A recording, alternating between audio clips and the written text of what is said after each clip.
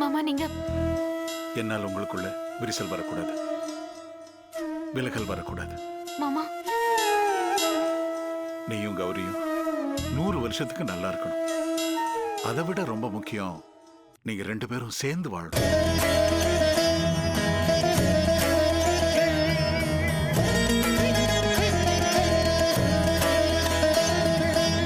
இந்த நேரத்துல நான் உங்ககிட்ட சொல்ற ஒரே வார்த்தை, நீங்க நல்லவர்னா? இல்லப்பா, கௌரி ரொம்ப நல்லவர்.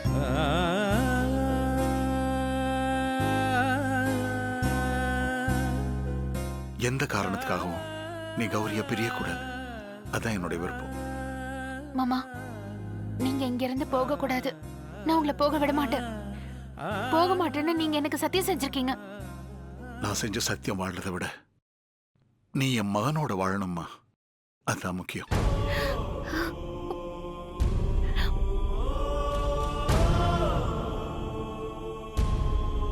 இல்ல மாமா, நீங்க இங்க இருந்தே ஆகணும்னு நான் செஞ்ச சத்தியத்தை நீ கோட் பண்ணா நான் செத்து போயிருவேன். அது உனக்கு சம்மதமா?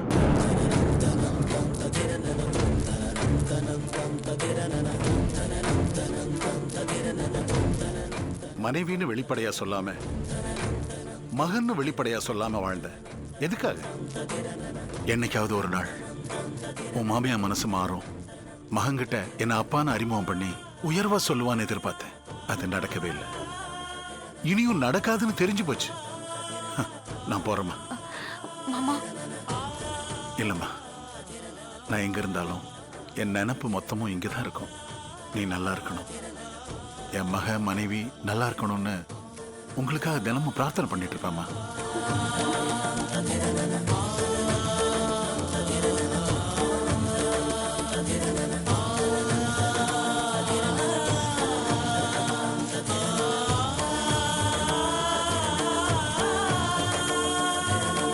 சித்து ப்ளீஸ் எனக்காக உங்க அப்பாவை போக விடாம தடுங்களேன்.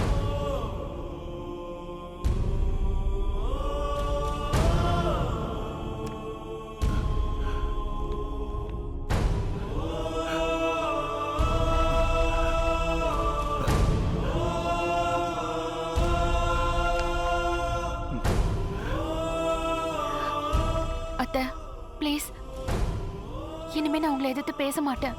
கோர்ட்ல எதிர்த்து வாதாட மாட்டேன். மாமா போக விடாம இங்கேயே இருக்க வைங்களேன்.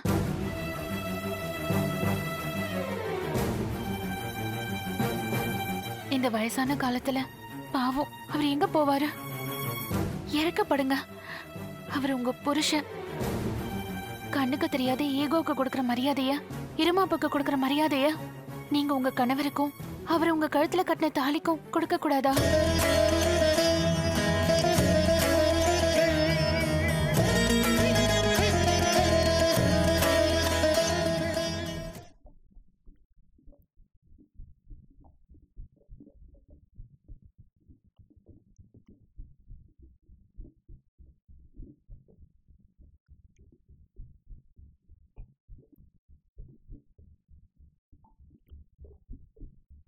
கடவுளே, பெருமாளே, எல்லாரும் நல்லா இருக்கணும்.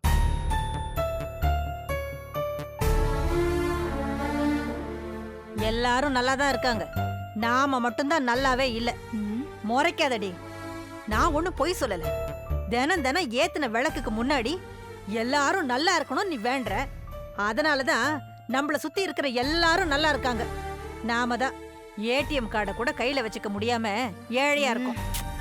வசதியா இருக்கிற எல்லாருமே நல்லா இருக்கிறதா நினைச்சுக்காதமா. எத்தனை ஸ்வீட் கடை ஓனருங்க சுகர்ல விழுந்து கிடக்குறாங்க தெரியுமா?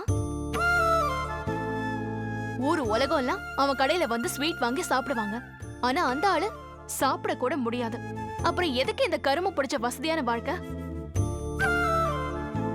அம்மா, உனக்கு ஒரு விஷயம் தெரியுமா? நெட் அமௌண்ட், நிம்மதி, இதுல ஏதாவது ஒண்ணுதான் கடவுள் நமக்கு பிரசன்ட் பண்ணுவாரு. இதுல உனக்கு எது வேணும்? நெட் அமௌண்டா இல்ல நிம்மதியா? நெட் அமௌண்ட் தான் வேணும். இந்த நிமிஷத்துல இருந்து நாம நல்லா இருக்கணும், நாம மட்டும் நல்லா இருக்கணும்னு வேண்டிக்கணும். அப்போ நிம்மதி வேணாமா? இந்த மாதிரி நிம்மதியே இல்லாத நிம்மதி வேண்டாண்டி. எதிர்த்த வீட்டுல 4000 கடை, அடுத்த வீட்டுல 6000 கடை, பக்கத்து வீட்டுல 2000 கடை. போன வாரம் தான் புதுசா நம்ம வீட்டுக்கு பின்னாடி குடி வந்தாங்க. அவங்க கிட்டயும் வெக்கத்தை விட்டு காலங்காத்தால 1000 ரூபாய் கை மாத்த வாங்கிட்டு வரேன். சரிம்மா, இந்த மாதிரி அக்கம் பக்கத்துல கடன் வாங்குற நீ எதுக்காக எனக்கு மட்டும் இந்த மாதிரி விலை உயர்ந்த துணியெல்லாம் வாங்கி தர? அதுக்காக நம்ம பிச்சைக்காரத்தனத்தை வெளியில காட்ட சொல்றியா? என்ன விடுறி, என் காலம் முடிஞ்சு போச்சு. நீ வாழ வேண்டியவ. நான் கஷ்டப்பட்டாலும் நீ கஷ்டம் இல்லாம இருக்கணும், அவ்வளவுதான். உன் அப்பன் இப்ப நம்ம கூட இல்ல. அந்த ஆளு இல்லங்கிறதுக்காக நீ ஒரு நாளும் வருத்தப்பட்ட கூடாது. அதாண்டி என் லட்சியம். அவ 2 வீட்ல 10 பாத்திரம் தேய்க்கிறதுக்கு இடுப்பு உடைஞ்சு போறாளுங்க. நான் சோர்வு பார்க்காம, உடம்பு நோக்காடு பார்க்காம 4 வீட்ல வேலை பார்க்கறேன். எதுக்கு? நீ இந்த மாதிரி நல்லா மிளறணுங்கிறதுக்காக தான். இருந்தாலும் நீ தேஞ்சு நான் மிளறணும் மாமா.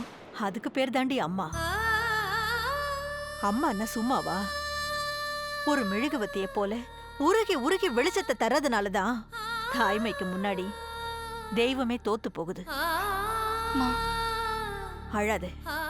நீ அழக்கூடாதுங்கிறதுதான் என்னோட லட்சியமே. அங்கங்க கரப்பாம்பூச்சி மாதிரி இருக்கிறதுங்கெல்லாம் ஏசி கார்ல போது வருது.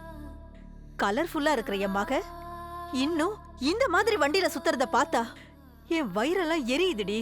அதுக்கு நாம என்னம்மா பண்றது? அவங்க வாங்கிட்டு வந்த மரம் அந்த மாதிரி, நான் வாங்கிட்டு வந்த சாபம் இந்த மாதிரி.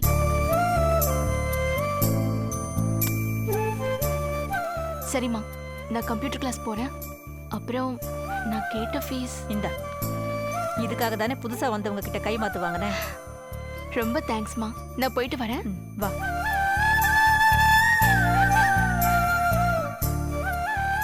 பாத்து பத்திரமா போயிட்டு வாமா. சரிம்மா. இங்க பாருமா, இந்த ஏழ்மை நிலைமையெல்லாம் நமக்கு கடைசி வரைக்கும் இருக்காது. உன் ஜாதகப்படி நீ கோடீஸ்வரனுக்கு வாக்கப்படுவியாம். இத 100 தடவை சொல்லிட்டேம்மா. இதெல்லாம் கனவுல தான் நடக்கும். உனக்கு என்னடி குறைச்சல? நல்லா அழகா கலரா கிளி மாதிரி இருக்க. உன்னை கட்டிக்க ராஜா மாதிரி ஒருத்தன் தானா வருவான் பாரு. நிறைய படம் பார்த்து கேட்டு போற. நீ சொல்ற ராஜாலாம் சினிமால தான் வருவானே தவிர நேர்ல எல்லாம் வரமாட்டான். பாய்.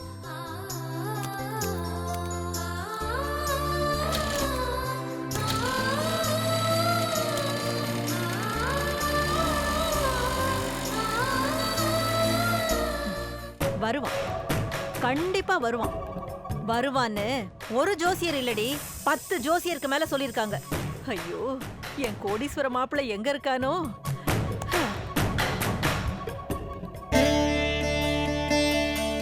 அப்பா பெருமாளே, திருப்பதியில நீ மட்டும் திருப்தியா இருந்தா போதுமா?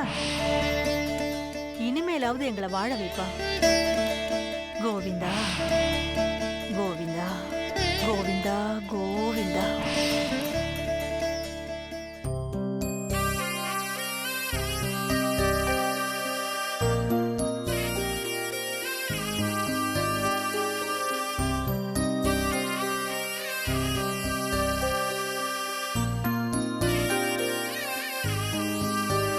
சாமிதான் கும்பிட வரல, குங்குமத்தையாவது எடுத்துக்கோங்க அண்ணி. எடுத்துக்கோங்க. எடுத்து யார் நல்லா இருக்கணும்னு வேண்டிக்க சொல்ற? நான் பெத்தது 2 புள்ள. அதுல மூத்தவனே தங்கச்சிய கொன்னுட்டான். கொன்னவன் என் வாயால என் மனசால செத்துட்டான். இப்ப நீ யாருக்கு என்ன வேண்டிக்க சொல்ற? நான் சாமி கும்பிட வரல கனகா. வீட்டுல இருந்தா நீலாவதி நினைப்பாவே இருக்குன்னு நீ கூப்பிட்டதும் வந்த. என்ன தொந்தரவு பண்ணாத. ஒரு கொலைகாரனை பெத்துட்டேனேன்னு நான் வேதனைப்படாத நிமிஷமே இல்ல. எல்லாரும் நல்லா இருக்கணும்னு வேண்டிக்கிற கோவில்ல வச்சு சொல்றேன். அந்த தங்கதுரை நல்லாவே இருக்க மாட்டான். அதெல்லாம் நான் ரொம்ப நல்லா இருப்பேன் சார். யார் சாபமும் என்ன ஒண்ணும் பண்ணாது. இப்ப அவன் நல்லா இருக்கிற மாதிரி தோணும், தெரியும். ஆனா அவன் பண்ண பாவம் அது தேயவே தேயாது. அவனை தெருவுல நிறுத்தும், பிச்சை எடுப்பான். இதே ஊர்ல நம்ம கண் பார்வையிலேயே அவன் பிச்சை எடுப்பான்.